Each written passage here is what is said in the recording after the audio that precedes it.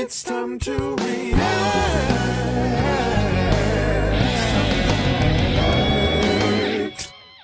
And just like that, another WrestleMania has come to an end. And, man, what a WrestleMania it was. Lots of memories and moments and matches and crazy stuff, surreal stuff that happened on this WrestleMania that we will always look back on and remember. It was obviously the big 2-night event. I'm filming this on Monday afternoon, less than 24 hours since night 2 concluded. And as I look back on this WrestleMania as a whole, I think personally it's probably the best WrestleMania I've seen since, I think it was 31, which was the one in California when Seth Rollins cashed in the Money in the Bank at the end. It's probably the best WrestleMania since that one. So the best WrestleMania in like 7 or 8 years, in my opinion, as a whole. It wasn't perfect, never is, but I thought it was the best one since then. And really one of the big reasons why, in my opinion, is because splitting it up into 2 nights, I think, is probably the right decision, because if you're gonna have this many matches and this many people on the show, really the only way to do it is to split it into 2 nights, because we had some years there where they tried to just cram it all into one, and from about the halfway point on, you just couldn't bring yourself to care anymore because you're so exhausted. So splitting it up into 2 nights, I think, really helps. If you're gonna have this many matches and this many people, splitting it up into 2 nights is the right thing to do. I think that really helped them. And I thought there were some good matches. I thought there was a lot of entertaining stuff on this show. I thought night 1 probably a bit stronger than night 2. Looking back at night 1, Usos versus Nakamura and Boogs, that was disappointing. Rick Boogs obviously got injured. We hate to see that. So that match was obviously hurt by Rick Boogs being hurt, but the Usos won that one. I did the live stream with Dennis the day before WrestleMania, and I think I picked Nakamura and Boogs to win that. So I was wrong right out of the gate. Drew McIntyre and Happy Corbin was next. Didn't find it offensive or anything. I thought it was cool. I didn't know that nobody had ever kicked out of Corbin's finishing maneuver, the End of Days. Drew McIntyre, I guess, is the first one on the roster to do it. I didn't even know that. Maybe I hadn't been paying attention. Probably haven't. But I didn't know that. I thought it was cool. The sword going through the ropes after the match by Drew. I thought that was a little hokey, but it is what it is. Mysterio's against Logan Paul and The Miz.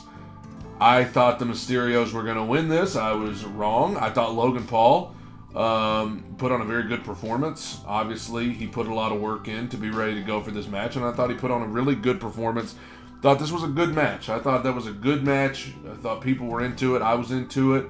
And I thought the Mysterios probably should have won this, but as it stands, The Miz and Logan Paul get the win, and then Miz turns on Logan Paul after the match. So I guess Logan Paul may be sticking around for a match with The Miz, where The Miz is the heel. I don't know. Logan Paul seems like a natural heel to me, but so does The Miz, so they're going to have to turn one of them.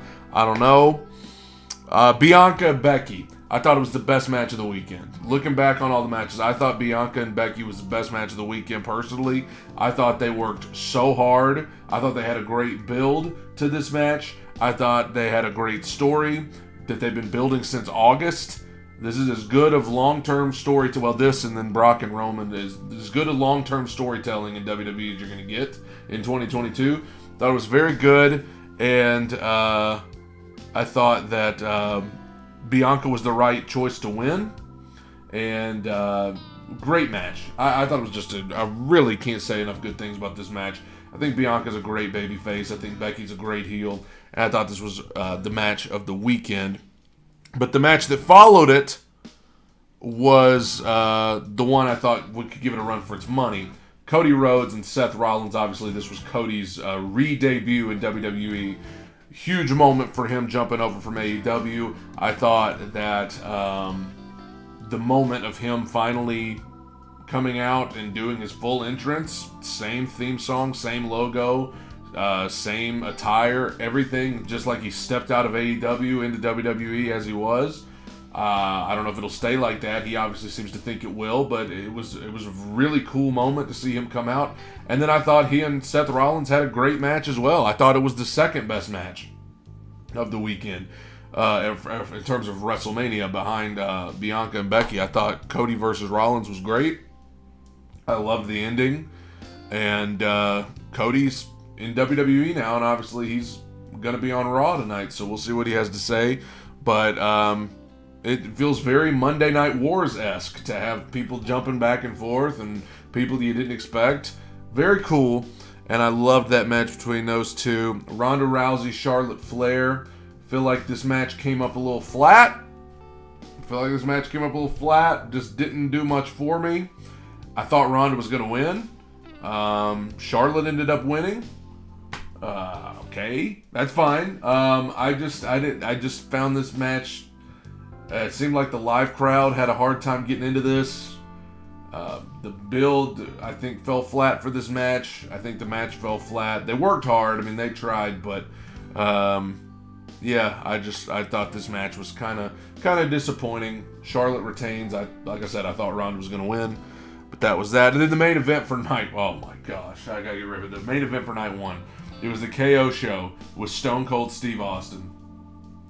And there's so much I could say. If you watched it, you know what happened.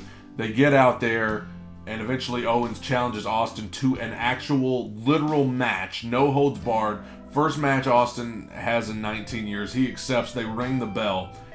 This was the most surreal thing I've ever seen. It was like stepping into a time machine.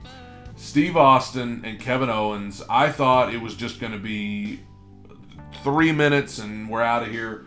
No, they went like a while. They brawled out into the crowd. Stone Cold took a suplex on the concrete. They brawled up on the stage. They drove the ATV around. Austin took a stunner. He gave suplexes. Like, this was insane. This was a legitimate Stone Cold Steve Austin match in 2022 in the main event of WrestleMania, and I loved it. I don't think there was one fan in the building seated for the whole thing. They were going crazy.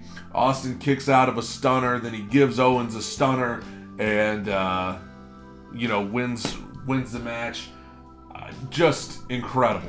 And Kevin Owens needs a pay raise. He should be the World Heavyweight Champion right now because he made this guy who hadn't wrestled in 19 years look like he hadn't missed a beat. Kevin Owens was one of the MVPs of WrestleMania weekend, but Stone Cold Steve Austin, the guy there will never be another like him. Nobody can electrify a building like him, and seeing him main event WrestleMania in 2022, if you had told me a year ago that Stone Cold Steve Austin was going to main event, unbelievable.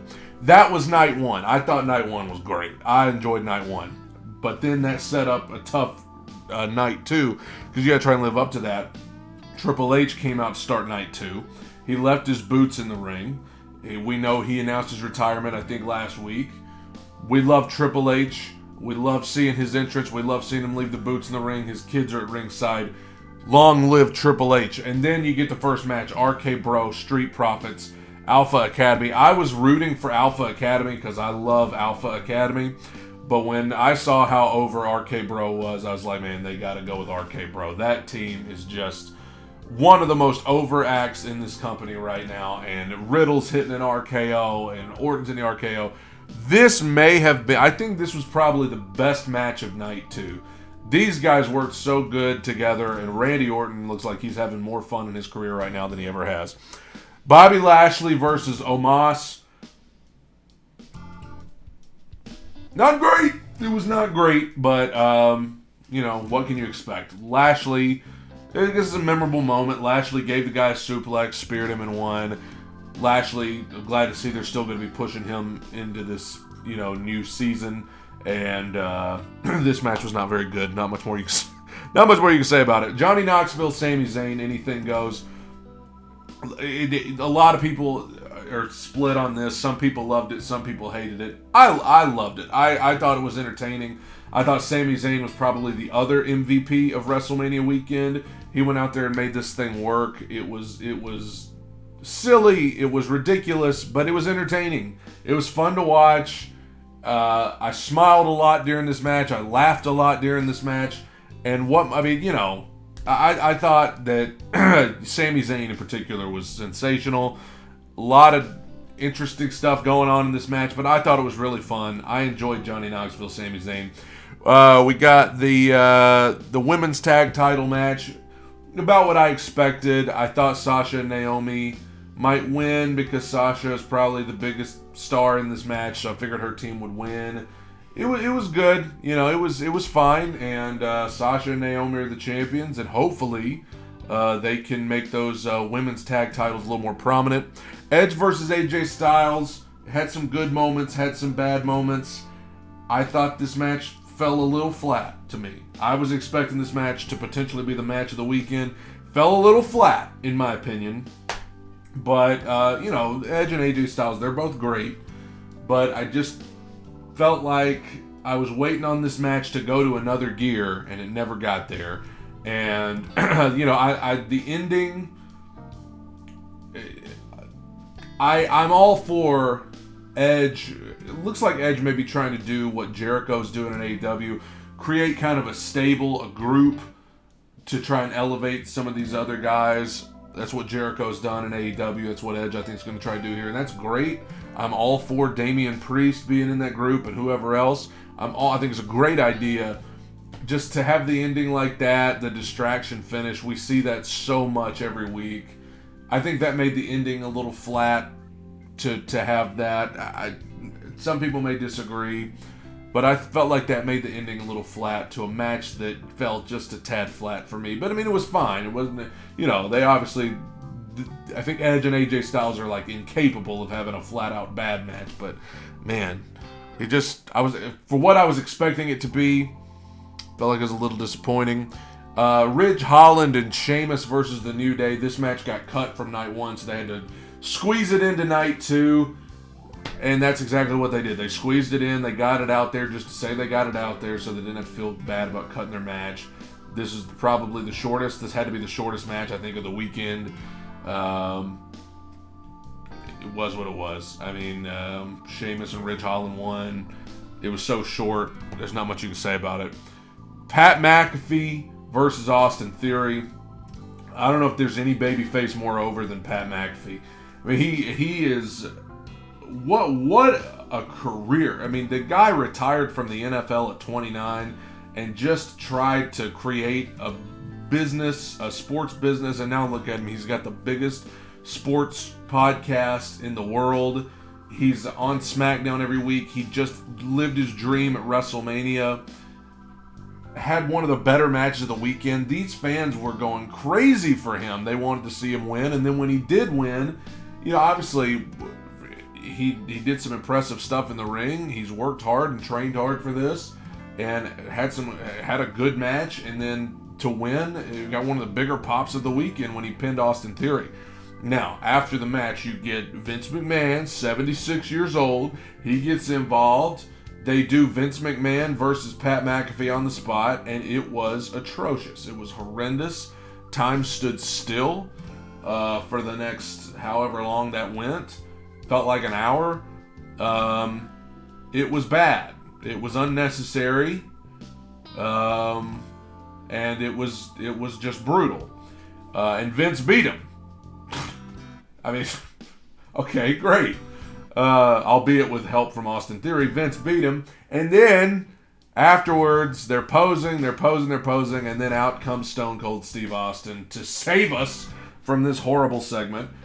Stone Cold comes out and he gives Austin Theory an awesome stunner. Austin Theory just sold that stunner like a champ. And then Austin decides he's going to have a beverage with Vince. We all know where that's going. He gives Vince the stunner and Vince just collapses. Literally the worst stunner I've ever seen. Vince just falls out. He has to... Thank God the ropes were there. Thank God the ropes were there, because when Vince stumbled back, he would have busted it if not for those ropes. Austin somehow got him somewhere in position to give him a stunner.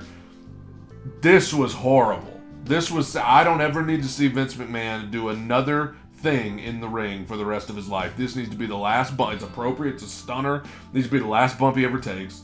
And then Pat McAfee gets back in the ring. They, Stone Cold and Pat McAfee share a beverage. And then, of course, Stone Cold gives McAfee the stunner.